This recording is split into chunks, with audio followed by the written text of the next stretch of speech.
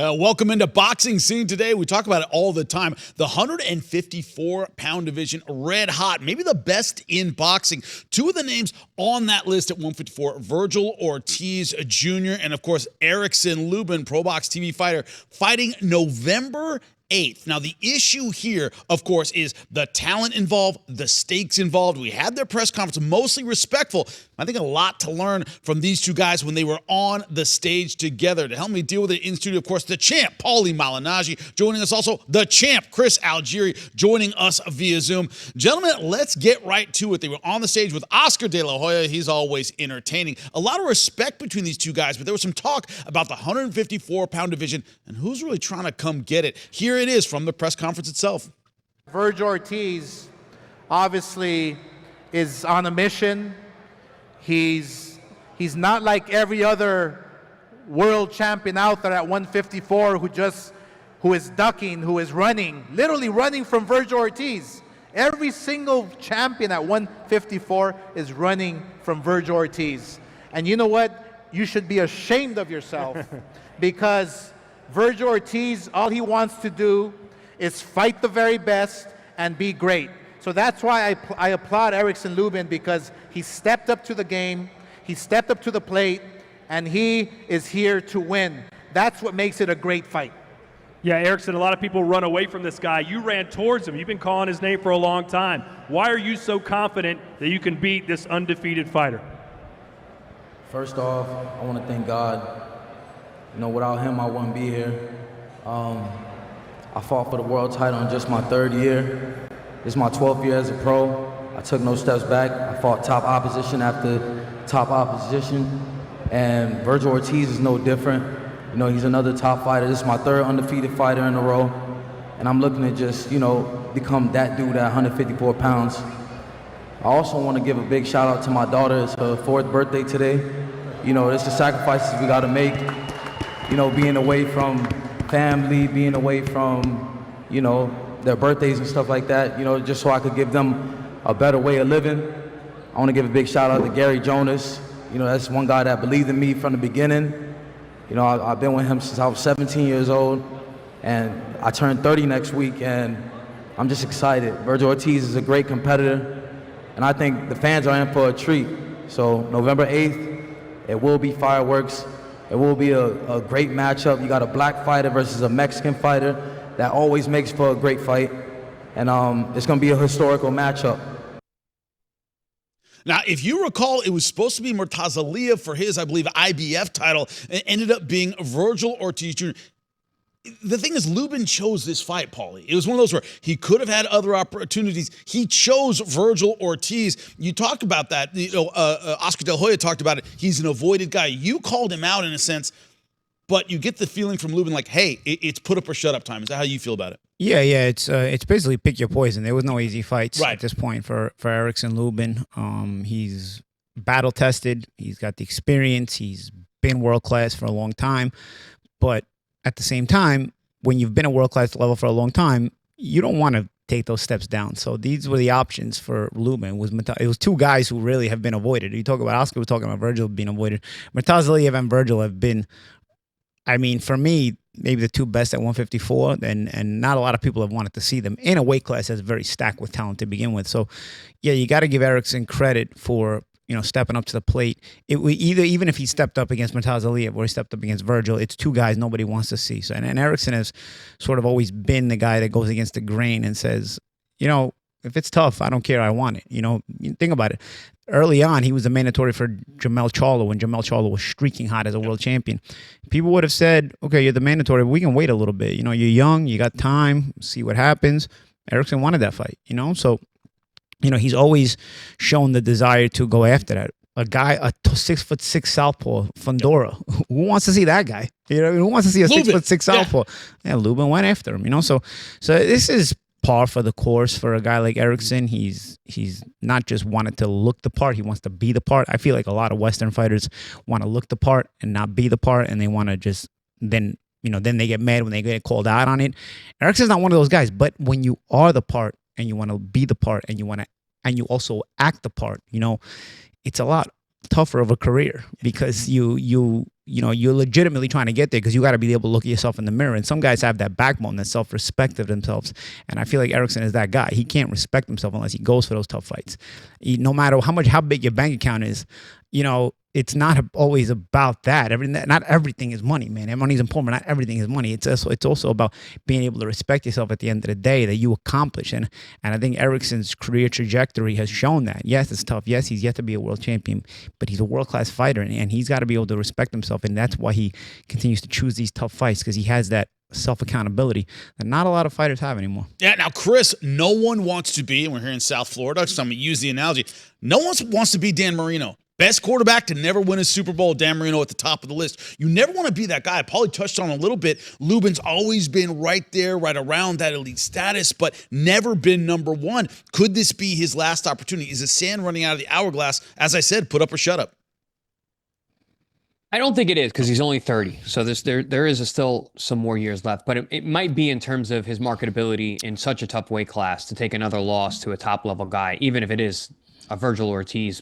And Champ, you'd mentioned, the Fedora fight. You'd mentioned excuse me, the Charlo fight.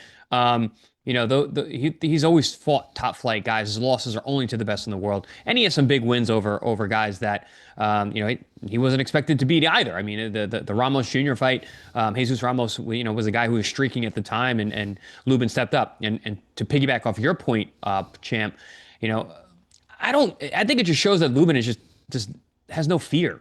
And he wants the toughest fights, or really when they come across his table, he's like, yeah, of course.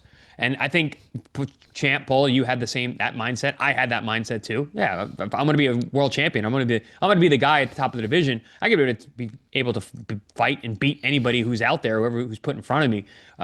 Being that kind of guy means you're a matchmaker's dream, and Erickson Lubin is just that. But in terms of this fight, I think they're coupling the fearlessness with some business savvy, because the Murtaza Aliyev fight, and I agree with you, Champ, also extremely tough fight against a guy who is very avoided, but there was a world title fight attached to that.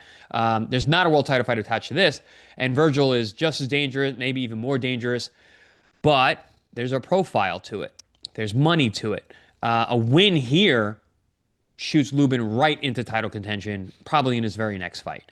So I think this was a very smart tactical move strategically from a business standpoint to fight Ortiz, where it's going to get a lot more eyes on it. And the upswing, whether you're not going to be a champion when you win this fight, but you're going to go right into a championship fight, I think is a smart move. And there's no easy way out either way you go. But with Erickson Lubin, I think he's fearless, and I think his handlers are being very smart with the way they're maneuvering him at this point. And listen, he might have moved a little too early on when he fought Charlo, in only his third year, as he said. But now he's a savvy vet. And you even see what Vergil Ortiz is saying about him. He understands what he has in front of him, the puzzle that is Erickson Lubin. Because, listen, the guy can box, he can slow the pace, the guy can bang, he can stand in the middle with you and hurt you the way we saw in the Fundora fight. I think he's a pretty complicated guy to solve as well. As much as a Vergil Ortiz or Murtaza Aliyev is avoided, I don't think a lot of people are lining up to fight Erickson Lubin either. Well, when you talk about that ability, well, that's something Vergil Ortiz Jr. knows very well about Erickson Lubin. He brought it up at the press conference. His respect right here. You told me there's no way in hell you're looking past this guy. Why is he so dangerous, in your opinion? He's a dangerous fighter because he has intellect, he has experience, he has power. He likes to fight. I've seen his fights before. He legitimately goes in there to fight people, and I respect that about him. But he's also a smart fighter as well. So when you have both of those into the equation, that's how you have a dangerous fighter. When you look at that respect, it comes from what he's seen in the ring. Chris, let me start with you in the Fundora fight, taking on a very awkward fighter, a guy who's very, very tall, has had a ton of success. There were times when Erickson Lubin was putting it on him, using that power. That is something Vergil Ortiz has to respect in the ring come November 8th. Agree or not? Yeah, absolutely. I mean, Erickson Lubin has been in the fire. He got dropped early in that fight, but was surging back. Yep. And, we talk about this all the time. If his face didn't fall apart in that fight, it could have been a different ending. Erickson Lubin was still coming on late in the fight. I think he scored a knockdown in the 7th round, and then his face just really just blew up, and unfortunately failed him that night. And then also, the Charlo fight, he got caught. Come on. I mean, he was super young. He was a first round. Charles a killer puncher. It was a peach of a punch, man, and it put him away. But then since then he's shown his class. He can be in the wars. He can stalk a guy who doesn't want to fight, like an Argyle Holmes, who's a complete disruptor in terms of style. He can slow a puncher down like Ramos Jr. So he has so many facets to his game, which again makes him so dangerous. And listen, Vergil Ortiz is trained by our friend and confidant and business partner and partner on these shows. He's one of the best trainers in the world for a reason. He understands what Erickson Lubin brings to the table, and he's not going to sit there and let Vergil just be like, I'm going to walk over this guy like I do everybody else. So they understand what's in front of them. He's got a very, very tactical, smart, powerful, dangerous vet in front of him. I think this is a great fight. It's an interesting matchup. One that maybe people weren't calling for, but now that it's here, I think a lot of people are going to be excited about it. And you heard what both these guys are talking in terms of respect. They understand what each brings to the table. And also physically, Paulie, we ran into him at our fight in Fresno. Vergil Ortiz came, signed some autographs, did a little meet and greet with us. A lot of Mexican-American fighters. That's a big boy at 154. That's one of the. He walked in the room and I went, holy crap, who's that? Oh, that's Vergil? He's a big dude. You can't really tell on stage. He's a big 54. A lot of physical advantages. Yeah, big physical guy. It's funny. I don't even know how he's making for 147 not that long ago. He's a big physical guy. I could see him. Not so much tall, but there's a lot of size on him. He's middleweight size. He's thick. Strong guy, and he carried the weight well at 154. And that's another thing you have to talk about when it comes to Erickson Lubin. It's not the names that he's fought. It's when you analyze anybody's record, you really got to really analyze this. It's the time that he fought them. Fought them all at their best or on their ascension, So Fundora, I think Fundora doing his best boxing now, but he was on his ascension when Erickson fought him. Charlo was doing his best, Vergil right now is at his best, coming off the wins over Madrimov and Bohachuk. He's dangerous as it gets, Matter of fact, it could be said that he maybe took something out of Bohachuk in that war, because then Bohachuk comes back and loses the rematch to Brandon Adams, a guy that he had handled pretty easily the first time he fought him, So, Vergil is the kind of guy who also takes something out of you as well. It can be argued there, and he's again, it's the time you're fighting these guys. These guys with resumes full of big names. When you looked at the microscope real closely, they didn't fight those guys when they were at their best. They fought those guys on their way down, or when they were coming, when they were looking a bit shaky. When you see a guy taking on the top opposition for as long as Erickson has, and he takes them on at their best. Even Ramos is ascending. He was a guy who was, looked at as a future, future fighter to look at, a future prospect, future contender, future champion. Erickson took him on in that ascension stage, when Ramos is in that ascension stage. So taking on guys at their toughest, that's the real mark of a fighter, but it's risky. It's risky because you risk losing and not getting the same credit, because then you got guys who take them on name champions when they're dinosaurs and beat them, and they're like, oh, so he's got a resume full of big names, but is it really the same? You got to be a really intelligent fan to be able to analyze that. Most fans, unfortunately, aren't. So that's why guys like Erickson then wind up getting criticized more than they should. Erickson stepping up to the plate again. He's doing what Erickson Lubin does. He's taking on the best, and he's taking them on at their best. Well, a little. I don't want to say a little edge at the press conference. They were mostly respectful, but he had a little issue with a poster. How to talk about that? Here it is.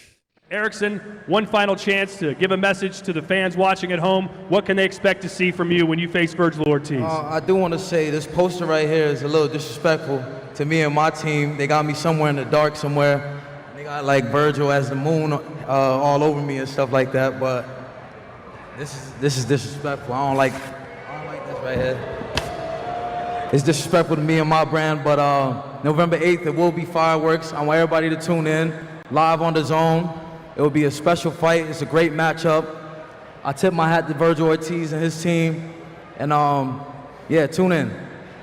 All right, there you go. Vergil, he feels a little disrespected. I know you didn't make that poster, did you? You didn't design that thing, did you? I didn't make the poster. I didn't make the poster either. All right. You got to appreciate De La Hoya going, hey, I didn't make the poster. Just so you guys know. Don't look at me. Don't look at me. I didn't make the poster. A little bit of disrespect there when you look at the poster, which only featured Vergil Ortiz. But this idea, remember, the monster Inoue, his poster against Cardenas didn't feature Cardenas. Had his name, didn't feature him. Cardenas went in there and showed his class and what he was made of, similar idea. But this idea that everything's going to be stacked against Erickson Lubin. The crowd, it's in Dallas, big Mexican-American crowd, everything coming out for Vergil Ortiz. He's got to face that mental pressure. What's your thought on that? Yeah, and I think the poster is just the beginning of that. I like that, though. though. When you get put in that position, you push back against it, but ultimately, the way these things get resolved is winning the fight. Like you put in these positions, you still got to have some gratitude for that position because it's an opportunity to, make a big name for yourself or get a huge win if you're able to knock off and cause the upset if you're able to knock off Ortiz. But ultimately, you're in this position, and this guy is the star coming up the ladder now. And now people move on quick. There wasn't that long ago that people were looking at Erickson like he was a future star in boxing and whatnot. And he's still viable, he's still dangerous, but yeah, he's not looked at as that guy anymore. People move on quick. If you don't strike when the iron's hot, or if you don't strike with the right time, this is a very unforgiving business. Erickson is still in a position to be able to do something. You got to be able to be there, you got to be able to be in it to win it, and Erickson is in it. So he can resolve that if he wins it. I can't help thinking, being of a certain age, of Chavez versus Sweet Pea Whitaker, a robbery draw in Texas. Julio Cesar Chavez. This idea, Chris, that things are going to be stacked against Erickson Lubin in Texas, but that can't really be on his mind. The judging, anything like that, it's got to stay laser focused, Chris. No, absolutely. And the difference between Sweet Pea and Erickson Lubin is Lubin can punch. So Sweet Pea wasn't a puncher. He wasn't going out there. He made you look stupid, yeah. Yeah, he wasn't going to go out there and stop Chavez, which does allow for the chance of a robbery, even though that fight was the disgusting robbery. But no, he can't think like that. And I don't think Erickson thinks like that either. I think that he's a warrior. He goes out there to fight. And in this particular matchup, I don't think it's a choice either, because Ortiz is coming in the front door. That's just the way that the man fights. He forces you into a firefight. And Luben has some heavy artillery. So you want to come in that front door and make a firefight, you're going to have to deal with what's coming back at you too. Ortiz is a human being as well. He's made of flesh and bone, but Luben can punch. And Champ, to your point earlier, Luben was once a first-class blue-chip prospect. And he, based on that poster and this matchup and what the buildup might be, he's knocking on the door as a gatekeeper, basically. So those uneducated fans could be looking at this like, this is just a fight for Ortiz to ascend even higher. And for him to stay out of that, he's got to really show out. And I think he knows that his back is against the wall, does Luben. So he's going to have to go out there. He's in there to win this fight. I don't think he's ever gone into a fight and didn't think he was going to win. But the implications for the future of this fight with a loss here is really big for Luben and the rest of his career. Even at 30, he's still a young guy in his prime, but he's been around for so long. It's crazy that he's a 12-year pro at this point. But he's really going to have to show out and put up a great performance against a great fighter. And he's looking to upset the apple cart, obviously, because what we're looking at with this poster. But man can punch, and if you can punch, and there's a will, there's a way. I think Luben understands what's in front of him, and is going to come ultimately prepared and confident. And the toughest combination is a boxer with a puncher's chance. That's what Erickson Lubin has for sure. But as November 8th gets closer and makes more boxing news, we'll talk about it right here on Boxing Scene Today, where you get all your boxing news. Join us. Find out why millions are watching. Backed against the wall. That's where I like Luben.